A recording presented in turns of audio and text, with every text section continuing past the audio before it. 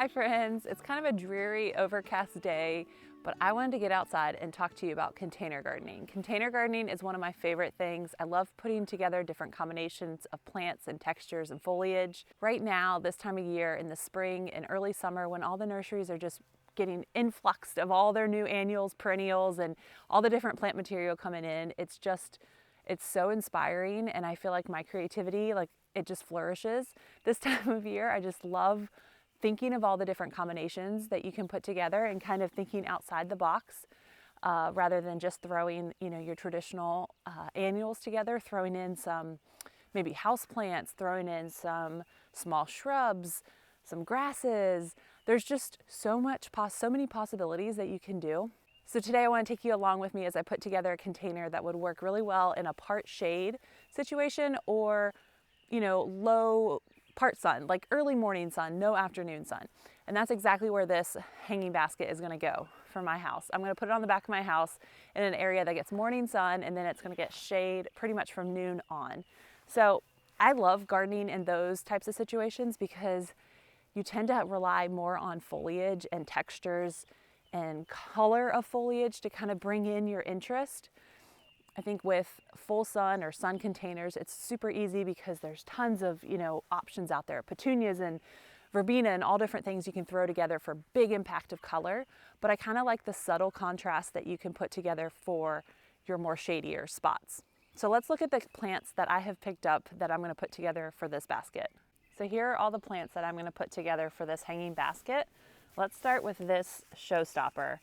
This served as my inspiration for the whole color palette for this hanging basket. This is a trailing Rex begonia or vining Rex begonia, and its actual name is Cissus discolor, I believe is how you say it, Cissus discolor. They're pretty hard to find. I've only found them a couple times, and this one I picked up was actually in a greenhouse grown for a house plant, and they do make great house plants, but I wanted to use this outside. So I hardened this off so it was ready to go outside. And I think it's just going to be so beautiful. The contrast of this silvery green foliage on top, and then the underside is this burgundy leaf. So that's going to hang from my basket. The top of it could look a lot better. It's a little crispy up there, but we'll clean it up. And for the most part, we're just growing it for this trailing foliage. Next up are some more begonias. I have a thing for begonias. I absolutely love them because I think they just add so much interest in the leaves, just the shape of the leaves. Ooh, I don't know if you can hear that woodpecker. The shape of the leaves and the color of the leaves. So this begonia, I'll show you the tag, Bossa Nova Yellow. And it's kind of an apricot-y, peach colored bloom. And then this begonia didn't have a tag, but I just think the pink, silvery, kind of polka dotted leaf is just so pretty. And then it's got these sweet little delicate pink flowers. So I love the bright contrast, and I think it'll go well with this foliage color. I am going to toss in a dragon wing begonia, which are fairly easy to come by these days. This one is a dragon wing pink. And it actually broke in the car. You can see it broke off right there, but it'll fill back out. And then I actually just took that part that broke off and I'm rooting it to grow another one. So happy accident. Next up is this plant that I'm not really familiar with. It's new to me. It's a diaschia, but this one in particular is a sun diaschia. So, oops, as I drop the card, let me pick it up. So this one is supposed to tolerate more sun because I guess from what I researched, the typical diascheas like shade or like a part sun, but this one can handle a little bit more sun, it said, and that it loves the heat. So while this spot doesn't get full day sun, it does stay pretty warm. So I think the heat component it will like. Because it's parent plants like the shade, I thought it would probably still do pretty well there. I'm going to try it. It may not bloom, it may not flourish, but it's worth a shot because I just love this sweet little peach flower, and I thought that would complement the peach flower of the other begonia really well. And then, all right, over here I have some impatiens. And this one is a double apple blossom is the color. So it's this really pretty double impatient, which, you know, any double flower I'm just a sucker for. I think they look so sweet and delicate. And I love that soft pink, which I thought looked really nice with the pink of these leaves. And so I got a couple of those. I grabbed a caladium, and this caladium in particular is a white pearl caladium from Monrovia. Isn't that pretty? It's so white.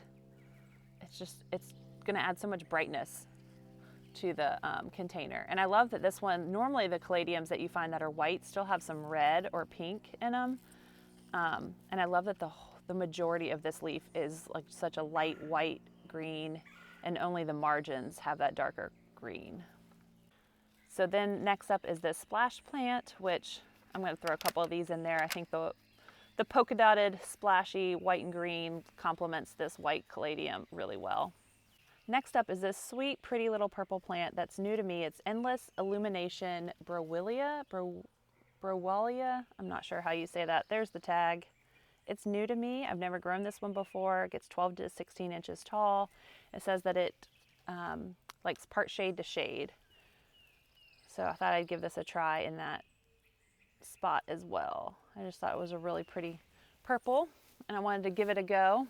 Last up, one of my favorite things for shadier spot containers is throwing in some houseplants.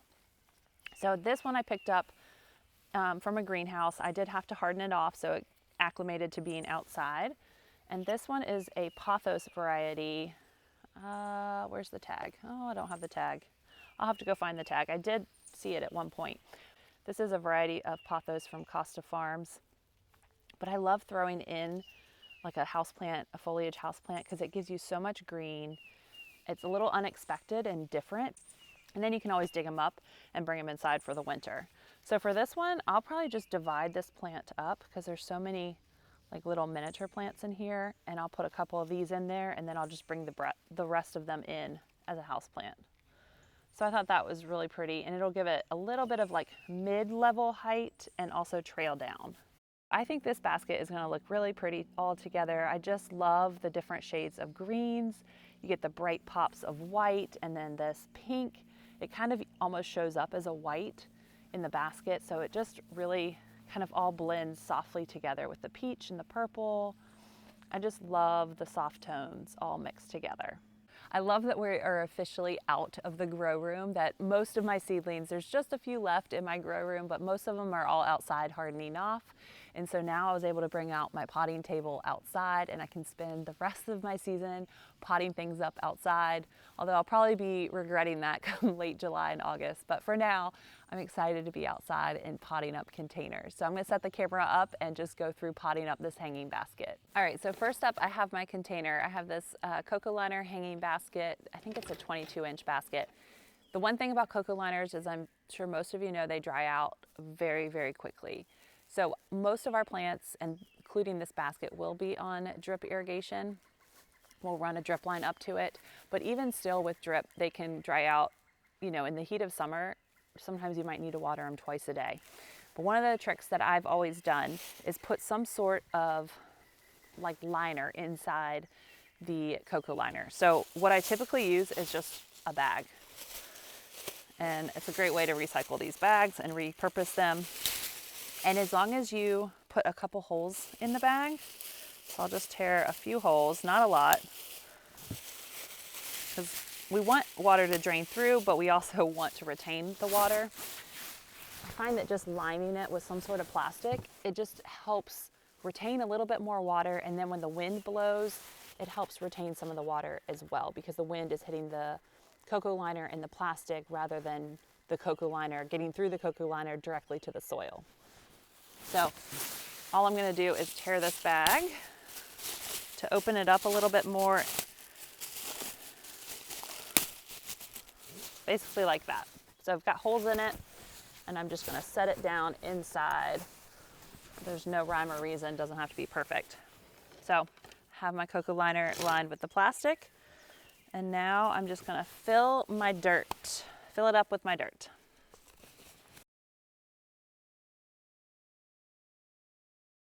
Okay, so one thing I think that most people don't think about when planting containers is what side it's going to be viewed from. Like, are you going to be walking around this 360 degrees and looking at it from all different directions?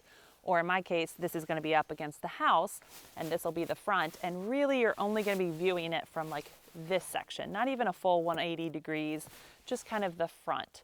So think about that when you're planting them up, because you might want to move your taller plants instead of in the middle towards the back. Or off to the side if you prefer, if it's going to be viewed from this angle. You know, just consider how all the different directions that you're going to view the basket from and factor that in when you're deciding on where plants are going to be arranged. I'm just going to put flower tone in here and mix it all up. You can use any, I would suggest any slow release granular fertilizer, Osmocote, really just any of the slow release fertilizers, mix them into your soil. And then one thing I also do with all of my container plantings is I'll still fertilize them with a water soluble, more of an instant feed fertilizer. So something like Jack's, even the Miracle Grows. I know Proven Winners has their own that they've come out with. I tend to use the Jack's. I think it's like Jack's Flower Booster. That's one of my favorites, but I'll water those and fertilize those ideally once a week. But to be honest, I probably do it once every 2 to 3 weeks during the growing season, in addition to putting this slow release fertilizer in there. And that kind of helps when I can't constantly be on top of fertilizing.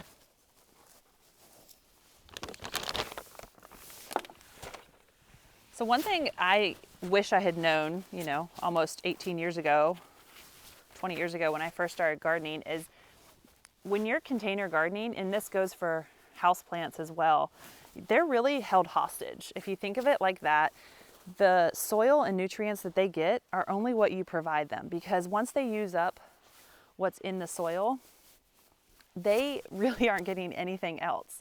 So especially with your houseplants, they're in that same soil unless you're repotting them every year like they recommend, which I don't.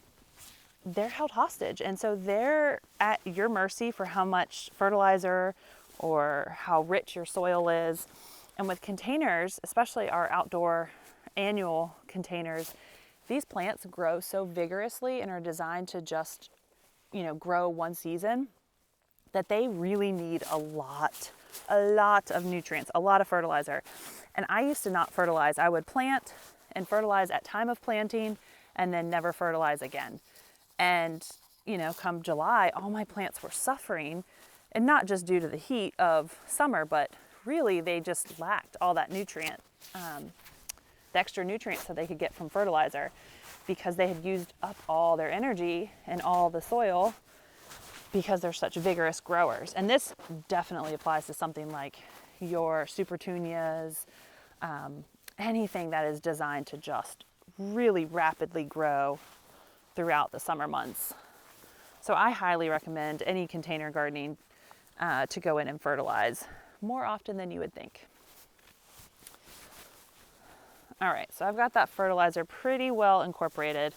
Now let's go back to planting. So let's put this caladium in here.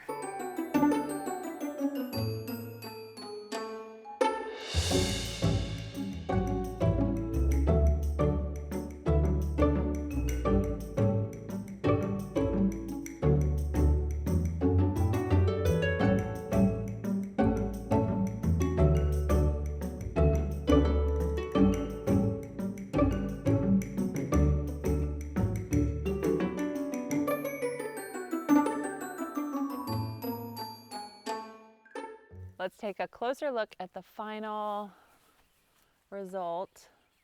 I think it's just, I love the colors, the purples, burgundies, pinks, peaches, and then the contrast with all the white silvery foliage. It's gonna be beautiful.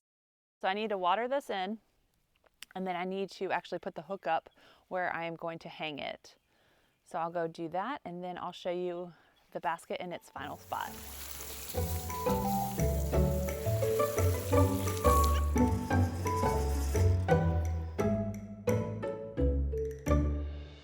Well, I needed my husband's help hanging it since we are hanging it on the exterior of the house, and I wanted to make sure it was secure and done properly and water sealed and all that. So he just hung it for me and I put it up and I absolutely love it. I did end up pruning the trailing or vining Rex begonia up a little bit just because it is so thin and spindly. It just kind of looked a little leggy, and that way hopefully it'll kind of bulk up and branch out a little bit more and just kind of fill the whole lower space. But I'll give you a little close-up of it. Here it is. I think it's just so sweet. I love the little peach colors, and I think the sweet purple from the Browillia is really nice, and then this pink polka dot begonia. I think it's just really sweet. And I absolutely am totally enamored with this begonia vine. I think it's so neat and unusual, and it definitely served as like the color palette and jumping off point for the entire basket. So I found this first, and then from there I added everything else. So there's the caladiums, here's the pothos, there's some pothos back here, so that'll trail down. There's more pothos here. There's the splash plant, the diacia, some more begonias in there, and the begonias in here will just continue to fill up. These are the double impatiens that are a pale apple blossom pink. There's some more pothos, some more begonia.